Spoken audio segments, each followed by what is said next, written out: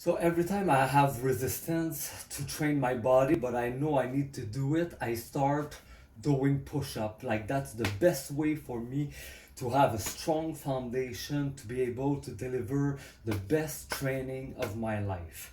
So I do, like today I did like probably close to 300 push-up and in different kind of ways. There is the tradition one like this. I did as well with the cube like this. I did as well with the chair here.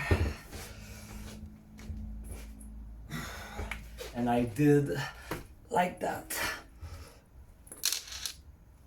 And to finish, I did like this.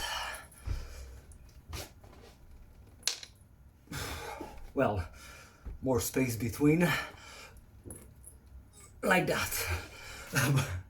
My arms are killing me right now, so, but I want to share that with you that every time you know you need to deliver training, but you have resistance to get started, start with push-up.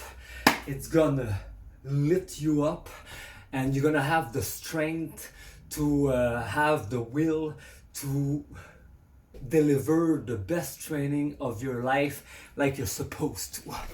Oh yes.